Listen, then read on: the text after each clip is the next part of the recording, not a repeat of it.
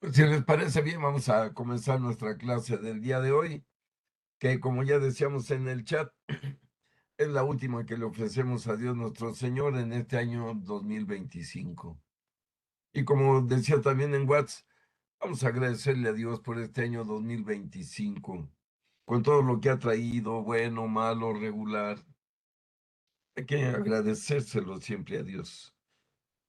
Y también aprovechar para pedirle de todo corazón que el año 2026 sea el mejor de sus vidas y nuestras vidas, y pedirle que ayude a México a salir de sus graves problemas y que ayude al mundo a encontrar la paz en este próximo 2026. Vamos a ofrecerle, como siempre lo hacemos, nuestro testimonio de vida, nuestro bien hacia los demás, muy agradecidos precisamente por este fin de año, por su nacimiento entre nosotros y por el año que comenzará. En nombre del Padre, y del Hijo, y del Espíritu Santo. Amén. Padre nuestro que estás en el cielo, santificado sea tu nombre. Venga a nosotros tu reino. Hágase tu voluntad en la tierra como en el cielo. Danos hoy nuestro pan de cada día. Perdona nuestras ofensas como también nosotros perdonamos a los que nos ofenden. No nos dejes caer en tentación y líbranos del mal. Amén. Dios te salve María, llena eres de gracia, el Señor es contigo. Bendita eres entre todas las mujeres y bendito es el fruto de tu vientre, Jesús. Santa María, Madre de Dios y Madre nuestra, ruega por nosotros los pecadores, ahora y en la hora de nuestra muerte. Amén. En nombre del Padre, y del Hijo, y del Espíritu Santo. Amén. Muy bien, pues vamos a estudiar y aprovechar el tiempo de esta última clase que la verdad nos tocó un tema muy bonito, muy constructivo, un tema que es fundamental en la formación interna del ser humano y si hablamos del creyente con mucha más razón. Estamos hablando, si recuerdan, de las virtudes humanas. Ya decíamos y aclarábamos en nuestra clase pasada que esto hasta parece una clase de escuela para padres. Sabemos bien, amigos, que una virtud es lo contrario de un vicio. Una virtud es un acto bueno repetido muchas veces hasta que hace un hábito. Y un vicio es lo contrario. Una mala costumbre que se repite muchas veces hasta ocasionar daño en la salud, en la mente. Igual, la virtud fortalece la mente, fortalece el alma, les da orden a la vida aquí en el mundo. Ya decíamos, si recuerdan que desafortunadamente no nacemos con las virtudes, no las traemos instaladas ya por ahí desde que nacemos y las eligen los papás. Mira, quiero que mi niño traiga este y este y esta virtud. Como ya decíamos que son muchísimas las que hay. Y todas, si las revisan, no es más que hacer el bien conscientemente. Esa es una virtud. Hacer el bien conscientemente. O sea, si revisan bien la alegría, la amistad, la creatividad, la dulzura, la fortaleza, el optimismo, la justicia, la valentía, todos son actos de la voluntad. Repito, no nacemos con las virtudes. Tenemos que irlas instalando, tenemos que irlas adquiriendo en la vida. A veces las adquirimos a buen tiempo, a veces tarde, pero es necesario adquirir las virtudes. No importa en qué edad nos encontremos, siempre podemos sumar una virtud a las que ya tengamos. Pero vamos a retomar el tema guiados por el Catecismo de la Iglesia en el numeral 1804. Estamos en la página 502 de nuestro catecismo. Y dice aquí, las virtudes humanas. Las virtudes humanas son actitudes firmes, disposiciones estables, perfecciones habituales del entendimiento y de la voluntad que regulan nuestros actos, ordenan nuestras pasiones y guían nuestra conducta según la razón y la fe. Proporcionan facilidad, dominio y gozo para llevar una vida moralmente buena. El hombre virtuoso es el que practica libremente el bien, ya lo decíamos. Las virtudes morales se adquieren mediante las fuerzas humanas. Son los frutos y los gérmenes de los actos moralmente buenos. Disponen todas las potencias del ser humano para armonizarse con el amor divino. Y esto es real. Ya decíamos que todas las virtudes son actos de la voluntad. O sea, soy puntual porque quiero ser puntual, me tomo mi tiempo. Soy ordenado porque quiero ser ordenado. Ya decíamos en casos incluso tan simples como el tender mi cama al levantarme. Si no tiendo mi cama, ya empecé mal el día. O sea, las virtudes se deben practicar todos los días, todos los días, todos los días. Una vez que la instalamos en nuestra mente, en nuestra conciencia, esa virtud ya no debe salir de nuestra manera de vivir, de nuestra manera de convivir, sobre todo. Pero vamos ahora en el catecismo a la distinción de las virtudes cardinales. Miren, se les llama cardinales porque son como los puntos cardinales, solo hay cuatro: norte, sur, este y oeste. Todos los demás son puntos intermedios. Así, estas virtudes cardinales las debemos tener o adquirir si no las tenemos. Y miren, estamos hablando de la prudencia, la justicia, la fortaleza y la templanza. Y miren, de antemano les digo algo: para poder adquirir y conquistar estas virtudes es necesario practicar el ayuno. Sin el ayuno va a ser muy difícil que nuestra conciencia, nuestro yo profundo, alcance estas virtudes cardinales. Pero nos dice el numeral 1805 sobre este tema. Cuatro virtudes desempeñan un papel fundamental. Por eso se las llama cardinales. Todas las demás se agrupan en torno a ellas. Estas son la prudencia, la justicia, la fortaleza y la templanza. ¿Amas la justicia? Las virtudes son el fruto de sus esfuerzos, pues ella enseña la templanza y la prudencia, la justicia y la fortaleza. Ya nos lo dice Dios en el libro de la sabiduría, capítulo 8, versículo 7. Bajo otros nombres, estas virtudes son alabadas en numerosos pasajes de la Sagrada Escritura. Y comenzamos con la prudencia. Dice el numeral 1806. La prudencia es la virtud que dispone la razón práctica a discernir en toda circunstancia nuestro verdadero bien y a elegir los medios rectos para realizarlo. El hombre cauto medita sus pasos, dice el libro de los Proverbios, capítulo 14, versículo 15. Sean sensatos y sobrios para darse a la oración, nos dice el primer Papa San Pedro en su primera carta, capítulo 4, versículo 7. La prudencia es la regla recta de la acción. Escribe Santo Tomás de Aquino, siguiendo a Aristóteles. No se confunde ni con la timidez o el temor, ni con la doblez o la disimulación. Es llamada auriga virtutum. Conduce las otras virtudes indicándoles regla y medida. Es la prudencia quien guía directamente el juicio de conciencia. El hombre prudente decide y ordena su conducta según este juicio.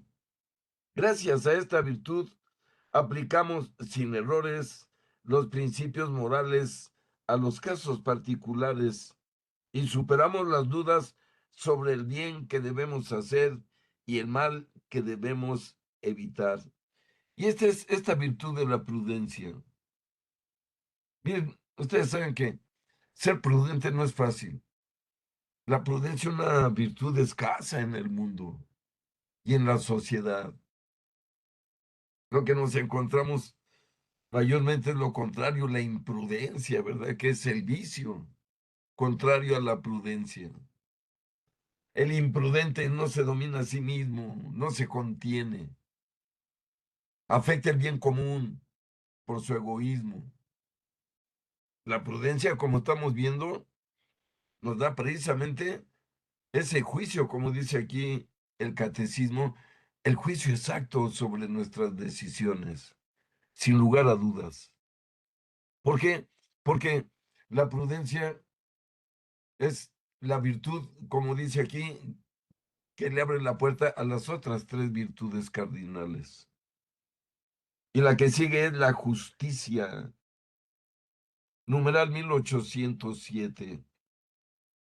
Y dice nuestro catecismo, la justicia es la virtud moral que consiste en la constante y firme voluntad de dar a Dios y al prójimo lo que les es debido. La justicia para con Dios es llamada la virtud de la religión. Para con los hombres, la justicia dispone a respetar los derechos de cada uno y a establecer en las relaciones humanas la armonía que promueve la equidad respecto a las personas y al bien común. El hombre justo, evocado con frecuencia en las Sagradas Escrituras, se distingue por la rectitud habitual de sus pensamientos y de su conducta con el prójimo. Siendo juez, no hagas injusticia, ni por favor del pobre, ni por respeto al grande. Con justicia juzgarás a tu prójimo, dice el libro de Levítico, capítulo 19, versículo 15. Amos, den a sus esclavos lo que es justo y equitativo, teniendo presente que también ustedes tienen un amo en el cielo, decía San Pablo en su carta a los Colosenses, capítulo 4, versículo 1. Y miren, la justicia es algo necesario para que haya paz. Sin justicia no puede haber paz. Por eso, la paz en realidad es un camino. La paz ni siquiera alcanza a ser una virtud. Puedo encontrar la paz para mi interior, pero la paz del mundo no está en mis manos ni a mi alcance. Pero la justicia es lo que nos lleva a la paz. Darle al otro lo que le corresponde por derecho, humano o divino. Por lo tanto, por ejemplo, ayudar a los pobres, pues es justicia, de la más pura, de la que más agrada a Dios. Por eso, cuando nos habla de el fin del mundo y su segunda venida, dice, bienvenidos benditos de mi Padre, porque tuve hambre y me dieron de comer. Es decir, aplicaron la justicia en los hechos, no solo con palabras. Por eso, si somos justos, Dios nos lo reconocerá y nos impulsará a seguirlo siendo. Recuerden que los elegidos de Dios en las Sagradas Escrituras siempre fueron los justos. Si hablamos de Noé, Noé. Si hablamos de Abraham, dice de Abraham la Sagrada Escritura en el libro del Génesis, que vio Dios nuestro Señor, que Abraham era el hombre más justo sobre la tierra. Fíjense cómo lo describe de entrada la Biblia a nuestro padre Abraham. Era el hombre más justo sobre la tierra. Es decir, fíjense, por sí mismo alcanzó eso, por su propia voluntad. Claro, ya después Dios hizo contacto con él y luego hicieron la alianza. ¿Qué es la antigua alianza? ¿Qué es el Antiguo Testamento? Con Abraham hizo ese pacto. Y precisamente porque era el más justo sobre la tierra, fíjense. Lo que demuestra lo que hemos repetido muchas veces de que Dios sabe lo que pensamos cada uno. No digamos lo que hacemos, ¿eh?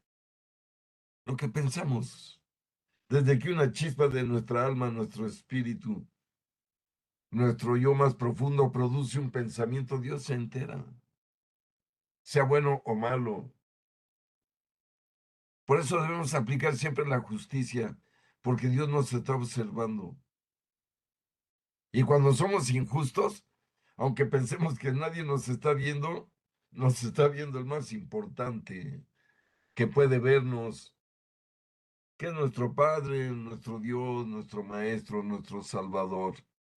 Hay tantas maneras de llamarlo. Nuestro amigo. Esa es la justicia. Pero luego viene la fortaleza. Numeral 1808. Y nos dice el catecismo, miren, qué interesante. La fortaleza es la virtud moral que asegura en las dificultades la firmeza y la constancia en la búsqueda del bien. Reafirma la resolución de resistir a las tentaciones y de superar los obstáculos en la vida moral. La virtud de la fortaleza hace capaz de vencer el temor, incluso a la muerte, y de hacer frente a las pruebas y a las persecuciones. Capacita para ir hasta la renuncia y el sacrificio de la propia vida por defender una causa justa. Mi fuerza y mi cántico es el Señor, dice el Salmo 118, versículo 14. En el mundo tendrán tribulaciones, dice San Juan, pero ánimo, yo he vencido al mundo, dice Jesús en el Evangelio de San Juan, capítulo 16, versículo 33. En el mundo tendrán tribulaciones, pero ánimo, yo he vencido al mundo. Miren, ¿qué nos da fortaleza? Aunque nos parezca extraño, la cruz de Cristo. Y miren, si uno ve la cruz de Cristo y cómo salió del mundo, y lo vemos en esta imagen que les comparto, ensangrentado, azotado, escupido, fíjense, el más bueno que ha vivido, el que nos dio la vida, el que vino a hacernos, vean cómo salió de este planeta. Peor, es imposible imaginarlo. Y miren, lo que debe impactarnos es que Él se dejó hacer todo eso. Es Dios. Con un chasquido de sus dedos, hubiera aplastado a todo el planeta, ¿eh? No digo a los judíos y romanos, pero hay que captar lo que se dejó hacer para entender precisamente esta virtud capital. Porque sin la fortaleza, pues no podríamos aceptar a veces las cosas amargas que Dios nos manda, que es algo normal en nuestras vidas, tal como lo acabamos de leer. Aquí a los católicos no se nos ofrece la frase de pare de sufrir, ¿verdad? Como la secta, pare de sufrir. No, al contrario, nos dice el libro de la sabiduría, el libro del eclesiástico, que nos decidimos por Dios y nos dice la Biblia, pues ahora prepara el lomo para que recibas las pruebas, los retos. ¿Por qué? Porque cuando nos convertimos, nos volvemos mucho más interesantes para el demonio, para tentarnos, para derribarnos. Los que ya lo obedecen, pues no le interesan, ya están con él. A él le interesan los que no tiene en su mano. Y aquí la fortaleza es fundamental, fundamental para alcanzar precisamente esta virtud. Debemos soportar frío, hambre, calor y entender un poco la vida como la entendía Santo Tomás. eh, perdón, sí, Santo Tomás. eh, Ay, joder, que fue el que mandó matar el rey Enrique VIII, Santo Tomás Moro, discúlpenme, que es el patrono de todos los políticos. Y el rey lo mandó degollar, fíjense. Y antes de ser degollado, unos días antes emitió una frase muy bonita que les comparto. Decía Santo Tomás Moro, nada malo me pasará que Dios no quiera que me pase. Y todo lo que me pasa, aunque algunas cosas aparenten ser malas, todo es en realidad para mi propio bien. Y esto es real. O sea, no estamos invitados a vivir una miel sobre hojuelas o vivir sobre un lecho de pétalos de rosa. Díganme dónde está esa promesa en la Biblia o cuándo la escucharon de Jesús. No, Jesús nos invita a que adquiramos estas virtudes para enfrentar la vida, que va a estar llena de retos, de tentaciones. Por eso son las virtudes cardinales, son como las cuatro patas de la mesa. Si yo tengo estas cuatro virtudes cardinales, ya no me voy a tambalear tan fácil.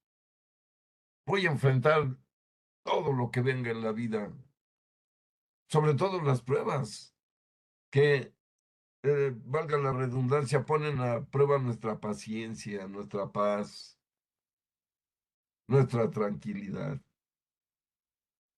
Pero, por último, tenemos de estas virtudes cardinales la fortaleza, perdón, la templanza. Es la virtud moral que modera la atracción de los placeres y procura el equilibrio en el uso de los bienes creados.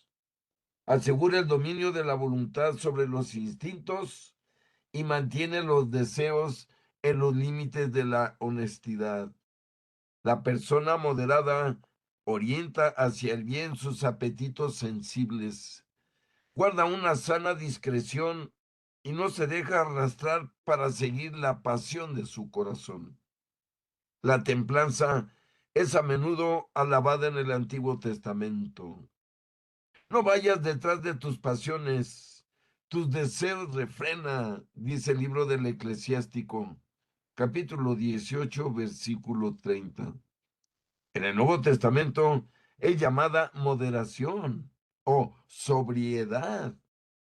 Debemos vivir con moderación, justicia y piedad en el siglo presente, dice San Pablo a su discípulo Tito, capítulo 2, versículo 12. Y nos dice San Agustín, recuerden, otro gigante de la iglesia de todos los tiempos, precisamente de lo más conocedor que hay sobre lo que ha revelado Dios.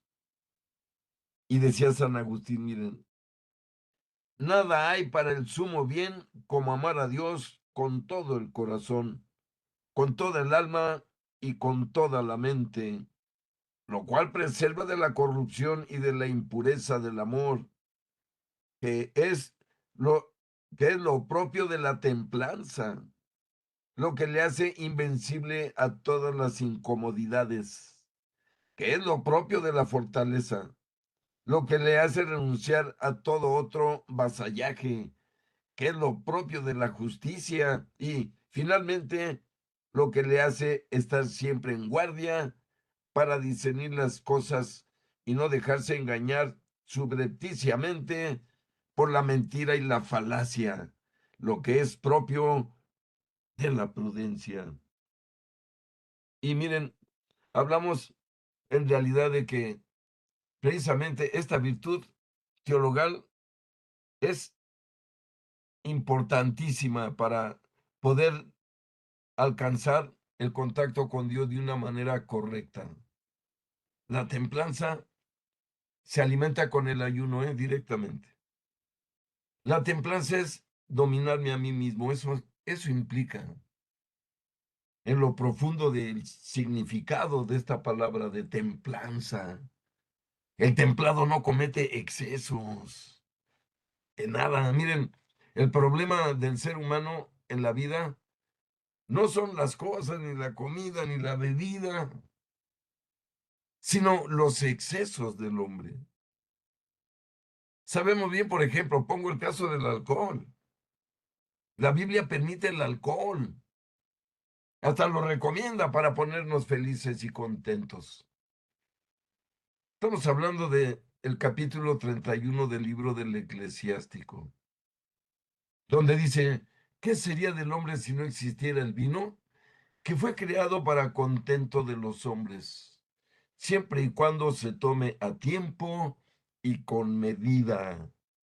Miren, esa es la templanza. O sea, voy a tomar alcohol, pero con medida, que no afecte mi mente, mi hablar. Voy a comer igual con templanza, mi ración, no más, para no poner en problemas a mi cuerpo. Y en todos los sentidos podemos aplicar la templanza. Como decíamos, todo con medida, nada con abuso en la vida. El problema es el abuso, dice el libro del Eclesiástico sobre el alcohol. Desgracia le espera al que toma en exceso por provocación o por desafío. Así dice ahí mismo en ese mismo pasaje. Y así hay muchos borrachines que toman por reto. A mí no me va a ganar a tomar el otro, mi compadre, mi cuate. Cuando yo viví en el mundo, recuerdo que yo me convertí a los 33 años. Antes de eso, vivía en la parranda, en el lodo, en la podredumbre. Y la templanza no formaba parte ni de mis ideas, ni de mi mente. Cualquier tentación me derribaba. Entonces, miren, por eso es cardinal. Y para mí, en mi opinión, esta es la más importante de las virtudes cardinales. Cuando logro dominarme a mí mismo, entonces ya voy a ser fuerte, voy a ser justo y voy a ser prudente. Mientras no me domine a mí mismo, no puedo ser fuerte, no puedo ser justo y no puedo ser prudente. Por eso les decía que esta virtud sí se alimenta directamente con el ayuno. Propónganse ayunar de vez en cuando, se los recomiendo. Purifica el alma, eleva el espíritu. Pueden hacer ayunos de 12 horas, de 24 horas y cumplirlos, eso sí. ¿Por qué? Porque cuando ayuno le estoy diciendo a Dios, mira, Señor, me voy a aguantar el hambre de mi cuerpo porque yo quiero para agradarte a ti y para demostrarte que mi cuerpo no me lleva a lo que no quiero hacer, sino que yo llevo mi cuerpo a hacer lo que mi voluntad, que quiero asentarla en tu voluntad, sea la que tome las decisiones.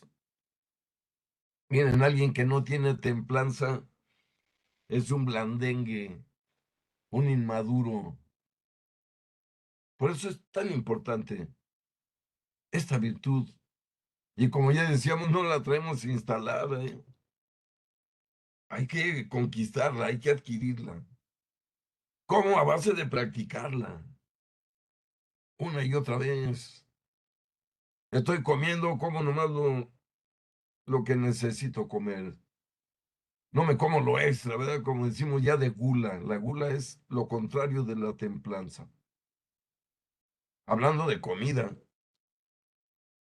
la borrachera es lo contrario de la templanza. Hablando de la bebida del alcohol.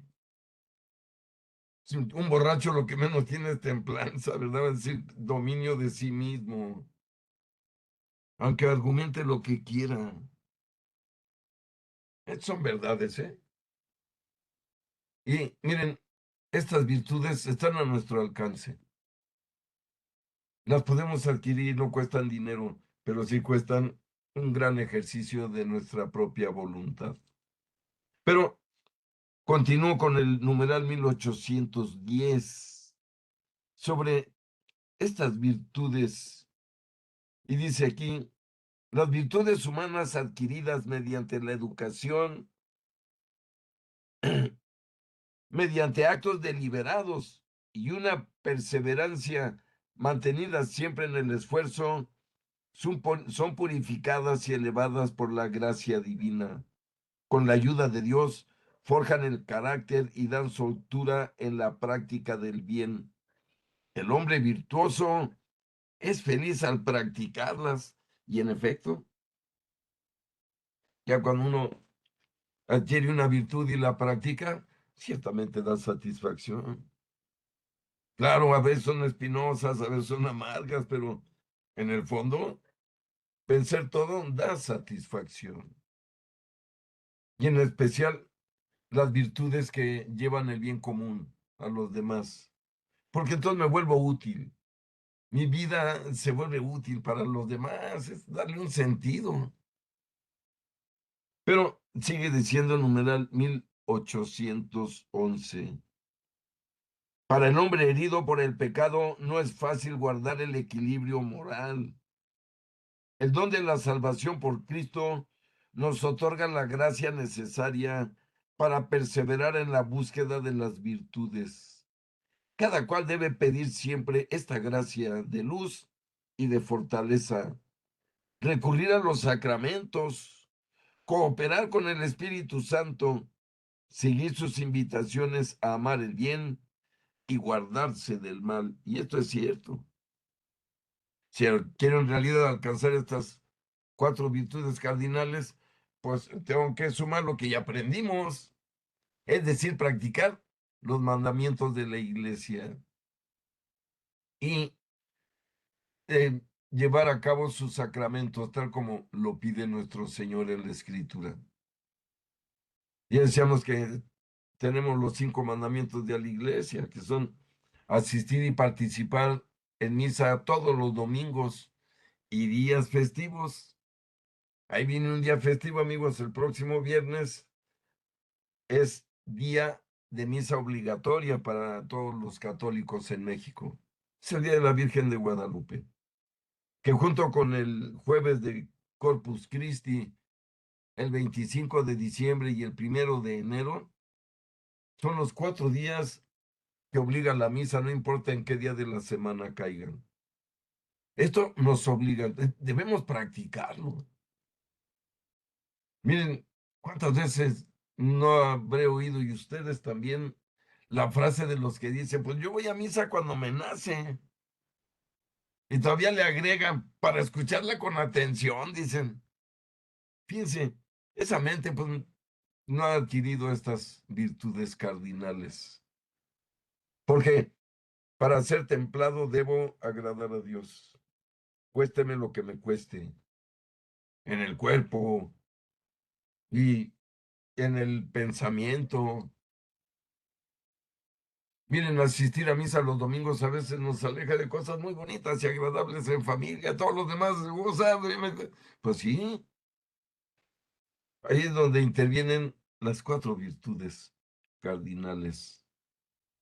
Pero luego vienen el catecismo, las otras virtudes que son gigantescas, amigos. Estamos hablando de las virtudes teologales. Ya vimos las 4 cardinales, que son, como decíamos, las 4 patas de la mesa. Y ahora vamos a ver las 3 virtudes teologales, que son las que nos llevan a Dios. Esa es la diferencia con las anteriores, que son solo humanas. Las virtudes teologales, si las practicamos, nos conducen a Dios, que son fe, esperanza y caridad. Y dice nuestro catecismo en la página número 504, numeral 1812. Las virtudes teologales. Las virtudes humanas se arraigan en las virtudes teologales, que adaptan las facultades del hombre a la participación de la naturaleza divina. Las virtudes teologales se refieren directamente a Dios. Disponen a los cristianos a vivir en relación con la Santísima Trinidad. Tienen como origen, motivo y objeto a Dios uno y trino. Efectivamente, ya hemos dicho que nosotros creemos en un Dios trinitario.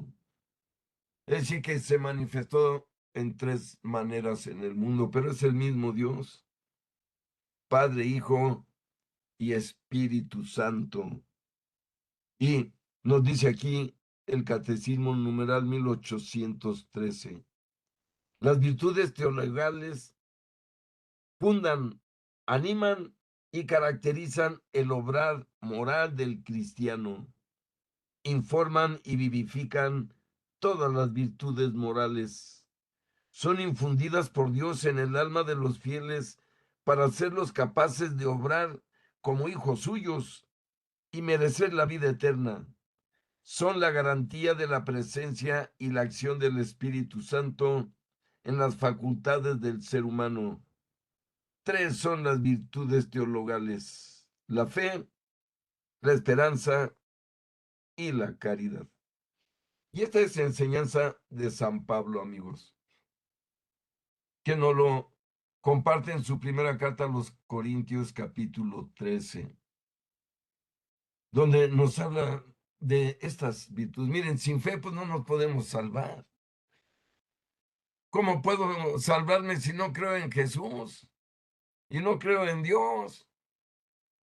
Teniendo enfrente su obra y teniendo enfrente a su iglesia, tan visibles y tan patentes. O sea, sin fe, pues el ser humano está, perdónenme la palabra, frito de antemano. Debemos creer que hay un Dios y en cierta manera temerle, como nos dicen los primeros padres, pero temerle es respetarlo, verlo con respeto a Dios, no querer burlarlo en mi interior, mintiéndome a mí mismo, a los demás, rompiendo sus reglas, que también es un acto de la voluntad, como veíamos las virtudes cardinales, que son humanas. Estas virtudes son divinas. Miren qué bonito, tanto cuando hablábamos de la templanza como ahorita que estamos hablando de la fe, es un regalo de Dios. Si yo quiero y busco conocer a Dios, Él me va a dar todo para que yo logre lo que yo quiero. Si yo quiero conocer a Dios, tengo todo para hacerlo en mi casa, que es la Biblia, la Sagrada Escritura. Quiero practicar a Jesús, nomás tengo que salir a la calle y practicar con mi vecino, con mi comunidad, con mis compañeros de trabajo, con las demás personas con las que voy en la calle, conduciendo o en el transporte público. De eso hablamos ya en la práctica. Creo en Dios, lo decimos en el credo, en la misa. Creo en un solo Dios, Padre Todopoderoso, Creador del cielo y de la tierra. Miren, si no creemos eso, todo lo demás está vacío. Ya no tiene absolutamente ningún sentido. Pero nos lo explica el catecismo. Numeral 1814.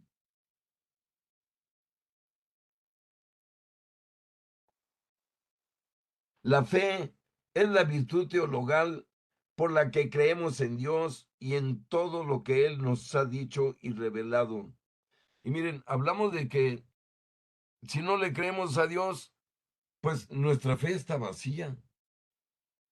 No se trata de creer en Dios como, y lo digo con dolor y con lamento, muchos católicos que ven a Dios como si fuera un Huitzilopochtli, ¿verdad? Como si fuera un Tlaloc, que se quedan en la imagen, que aunque sea sagrada y esté bendita y sea una reliquia, Dios, el Dios verdadero en realidad está en mi interior. Lo ubico materialmente en la imagen de Dios que nos permite Él mismo para ilustrar nuestra fe. Pero yo creo aunque no vea. ¿Por qué? Porque la obra de Dios es manifiesta en todas partes, con los ojos abiertos o cerrados. Recuerden, amigos, que para alimentar la fe no necesitamos ninguno de los sentidos, de los cinco, que Dios nos regaló para tener contacto con el mundo. con la sociedad, con los demás hermanos. Para orar, fíjense, no necesito el oído. Es decir, para platicar con Dios en mi interior. No necesito el oído, no necesito el olfato, no necesito el gusto, no necesito el tacto y no necesito el oído. Ninguno de los 5 sentidos que Dios nos dio lo necesitamos para alimentar la fe. Va más allá. Con que mi cerebro funcione, aunque estuviera paralítico, aunque estuviera sordo, aunque estuviera mudo, aunque no tuviera paladar para saborear, yo me puedo seguir comunicando con Dios. Esto es algo muy profundo. Recuerden que cuando oramos, hablamos de dientes para adentro. Cuando rezamos, oramos de dientes para afuera, que rezar es repetir una oración ya establecida. Pero orar es platicar, tal cual, con Dios. ¿De qué platico con Dios? Pues de mis necesidades, de mi agradecimiento. ¿Cuándo puedo platicar con Dios? Todo el día, todas horas, donde esté. Con Él puedo charlar. Estoy viendo, por ejemplo, un accidente en la calle, en el tráfico. Estoy platicando con Dios y le digo, Señor, ayuda a estas personas. Mándales un ángel. Ayúdalos a salir de esta desgracia. Sí, la charla con Dios no tiene por qué ser interrumpida. Insisto en ello porque eso es lo que alimenta la fe, más que cualquier otra cosa. Pero dice aquí, miren, la fe es la virtud teologal por la que creemos en Dios y en todo lo que Él nos ha dicho y revelado y que la Santa Iglesia nos propone, porque Él es la verdad misma. Por la fe el hombre se entrega entera y libremente a Dios. Por eso el creyente se esfuerza por conocer y hacer la voluntad de Dios. El justo, dice San Pablo, vivirá por la fe. En su carta a los Romanos, capítulo 1, versículo 17. La fe viva actúa por la caridad, dice el mismo San Pablo en Gálatas, capítulo 5, versículo 6. La fe viva actúa por la caridad. Es como lo que decía Santiago en cierta manera. La fe sin obras está realmente muerta. Si tengo una fe auténtica, entonces eso debe producir obras en mi vida, obras de bien. Porque si no tengo buenas obras, ¿de qué me sirve tener fe? De hecho, lo dice así Santiago. ¿De qué te sirve la fe? Muéstrame tu fe sin obras y yo por mis obras te mostraré mi fe. Pues la fe sin obras está realmente muerta, dice Santiago.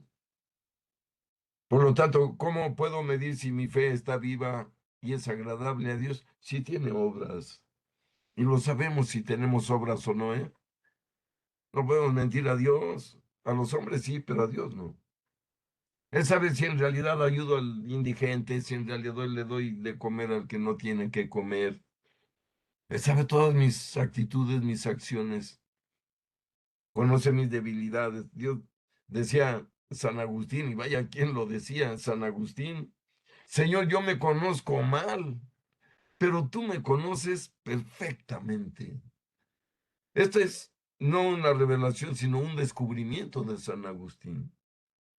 Miren, Dios nos conoce perfectamente, Él nos creó, nos hizo, nos diseñó, nos planteó y luego nos trajo a la realidad.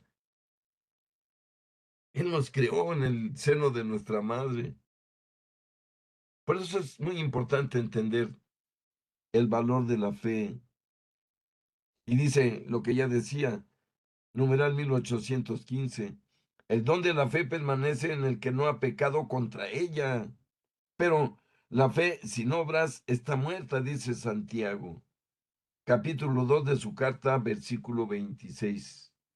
Privada de la esperanza y de la caridad, la fe no une plenamente el fiel a Cristo, ni hace de él un miembro vivo de su cuerpo, que es la iglesia. El discípulo de Cristo no debe solo guardar la fe y vivir de ella, sino también profesarla, testimoniarla con firmeza y difundirla. Todos vivan preparados para confesar a Cristo ante los hombres y a seguirle por el camino de la cruz en medio de las persecuciones que nunca faltan a la iglesia. Miren, y esto lo dice el Concilio Vaticano II. Y es cierto, cuando le han faltado dificultades a la iglesia, amigos, nunca que yo sepa. Siempre ha tenido dificultades. Miren, Pedro y Pablo fueron asesinados por Nerón. Fíjense cómo terminaron las dos primeras columnas de la iglesia, Pedro y Pablo, asesinados. Para el mundo terminaron en derrota, terminaron en un mal fin. No, los dos triunfaron. Pedro y Pablo siguen siendo columnas de la iglesia y lo serán mientras el mundo sea mundo. Y Nerón pensó que los mató. Fíjense, qué curioso. No los mató. En realidad, el día que los ejecutó Nerón, el emperador romano, ese día nacieron para siempre y ahí están en el cielo y vienen. Estos dos apóstoles acompañan a la iglesia por todos los siglos. Son los dos más básicos fundadores de la iglesia, Pedro y Pablo. No hay más. Pero sigue diciendo nuestro catecismo. El servicio y el testimonio de la fe son requeridos para la salvación. Todo aquel que se declare por mí ante los hombres, yo también me declararé por él ante mi Padre que está en los cielos. Pero a quien me niegue ante los hombres, le negaré yo también ante mi Padre que está en los cielos. Esto lo dice Jesús en el Evangelio de Mateo, capítulo 10, versículos 32 y 33. Y luego viene, amigos, la gran virtud teologal de la esperanza. La esperanza, que es algo que debe mover nuestra alma. Sí, yo sí quiero ir al cielo, no sé ustedes. Y esa esperanza de alcanzar el cielo, pues es el motor que me mueve aquí. Porque así como Santo Tomás Moro decía que nada malo le pasará, que Dios no quiera que le pase, así debemos estar seguros que si obedecemos a Dios y guardamos sus mandamientos, nos está esperando después de morir. ¿Y a quién no le gustaría abrazar a Jesús para siempre ya, eh? En el cielo, donde ya no hay muerte, ya nadie nace, nadie muere, no hay dolor, no hay enfermedad, no hay sufrimiento, no hay tristeza, no hay dinero, no hay tiempo. Todo eso que aquí nos tiene ensimismados, en lugar de la promesa no existe nada de eso. Miren, simplemente hablando de tiempo, sexo y dinero, esas tres cosas, tienen a todos los seres humanos de todas las religiones bien ocupados.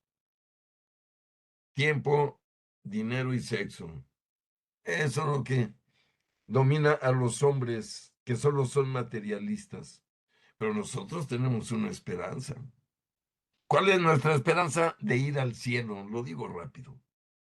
Pero nos dice nuestro catecismo, numeral 1817,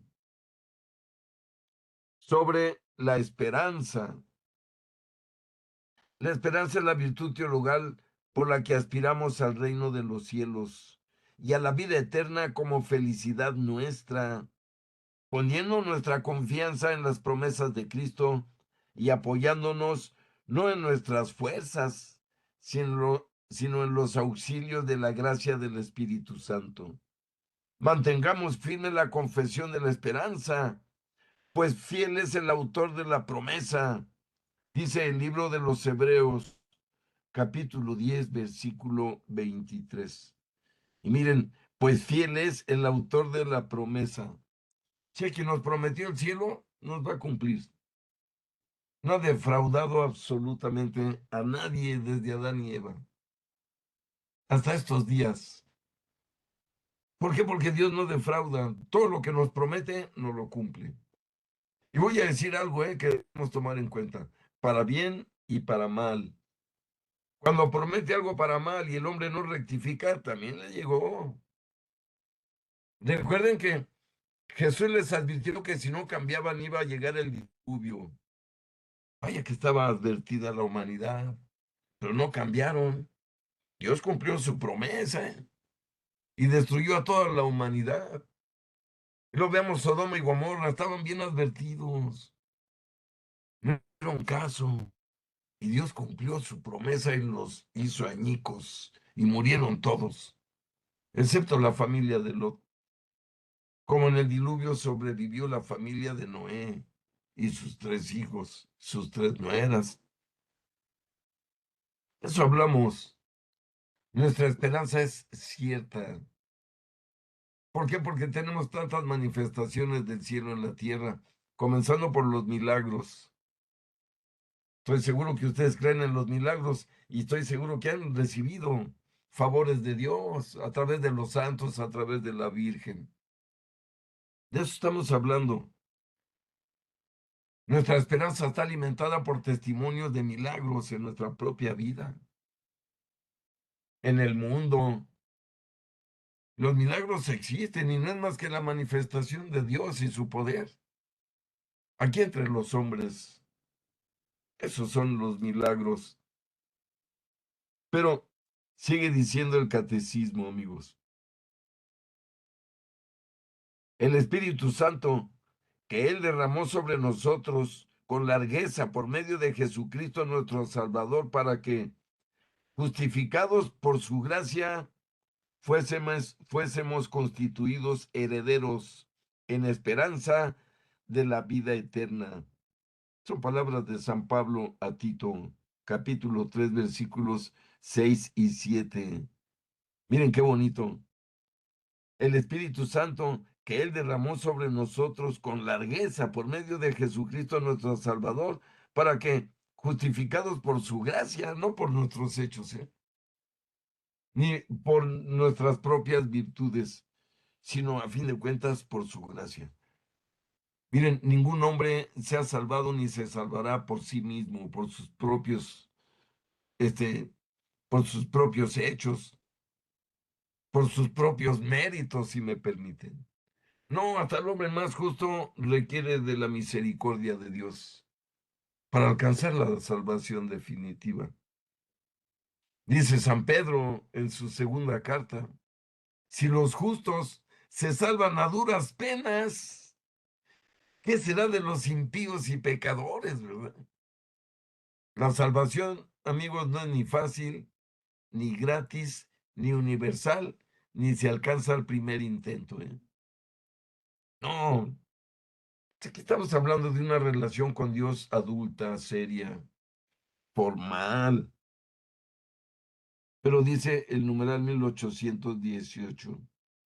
La virtud de la esperanza corresponde al anhelo de felicidad puesto por Dios en el corazón de todo hombre. Asume las esperanzas que inspiran las actividades de los hombres, las purifica para ordenarlas al reino de los cielos, protege del desaliento, sostiene en todo desfallecimiento, dilata el corazón en la áspera, en la espera de las bienaventuranzas eternas. El impulso de la esperanza preserva del egoísmo y conduce a la dicha de la caridad.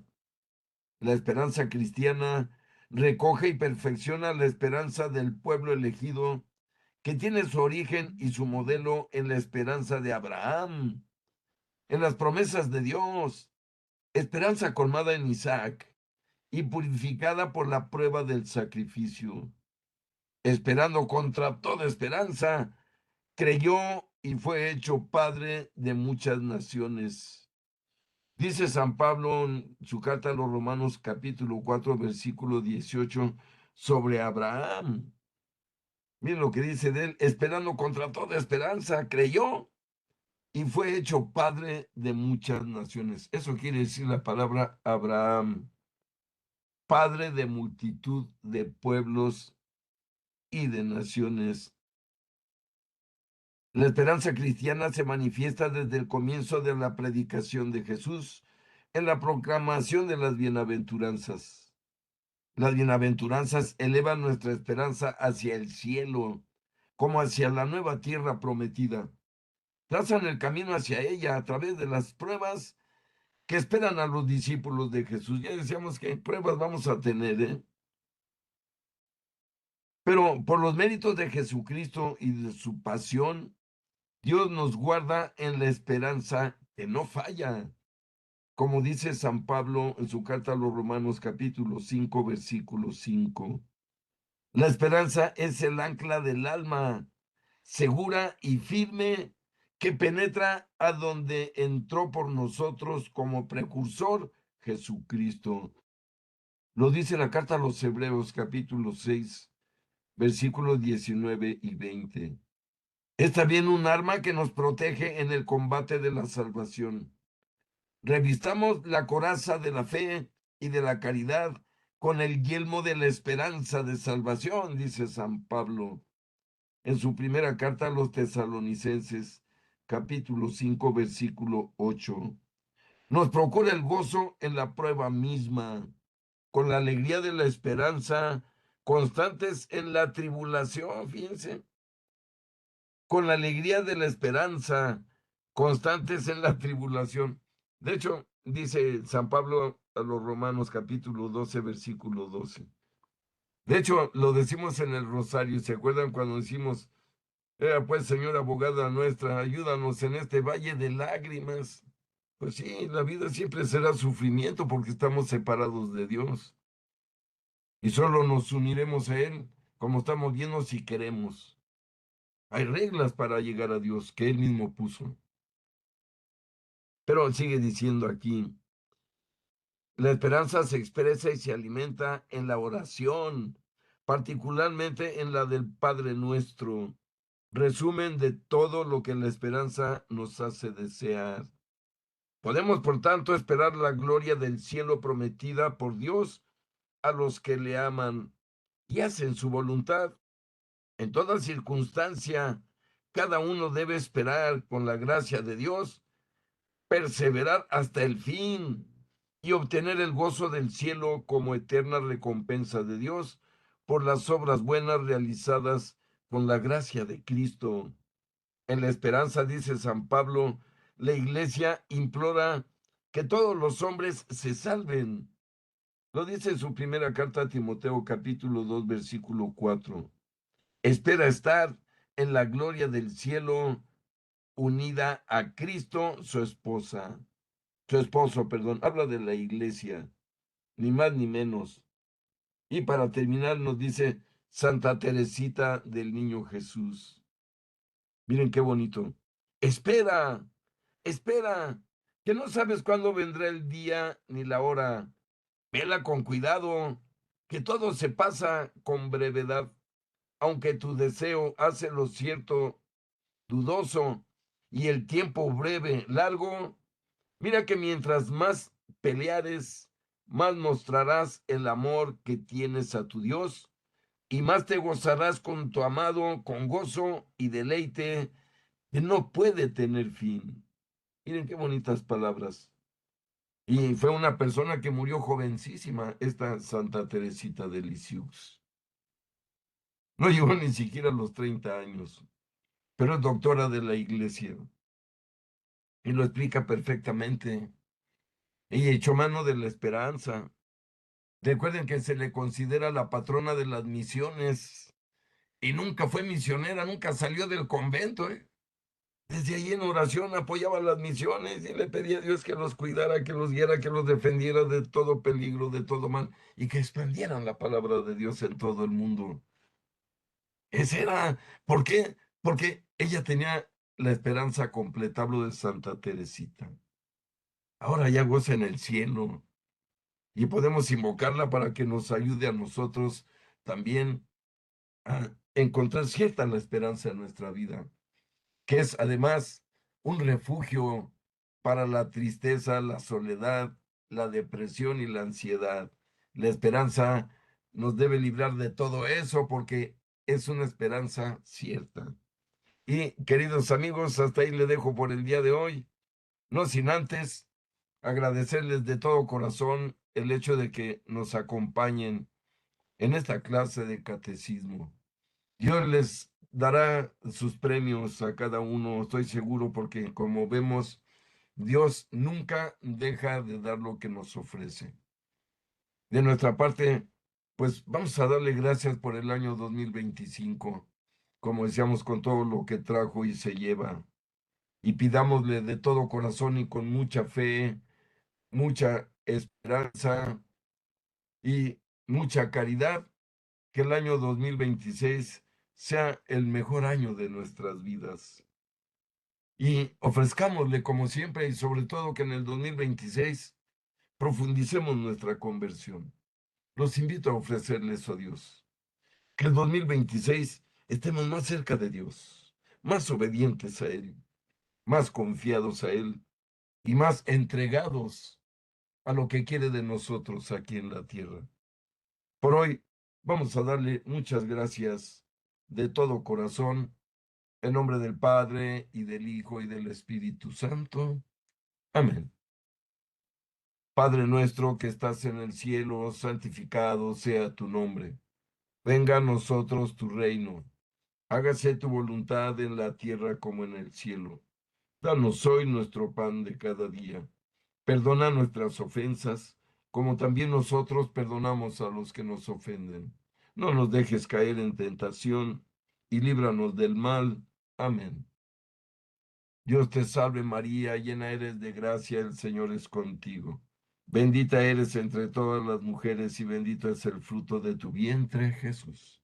Santa María, Madre de Dios y Madre nuestra, ruega por nosotros los pecadores, ahora y en la hora de nuestra muerte. Amén. Dulce Madre, no te alejes, tu vista de nosotros no apartes. Ven con nosotros a todas partes y solos nunca nos dejes. Ya que nos proteges tanto como verdadera Madre, haz que nos bendiga el Padre, el Hijo y el Espíritu Santo. Amén. Muchas gracias a todos de todo corazón, los quiero mucho, les agradezco por seguir el curso y le pido mucho a Dios que los bendiga junto con sus familias. Nos vemos el día 5 de enero, lunes, Dios mediante. Muchas gracias a todos y hasta entonces, los quiero mucho y los espero ese día. Felices fiestas, un abrazo de Navidad y Año Nuevo y todo eso junto para Igualmente, ustedes. Jaime, muchísimas gracias.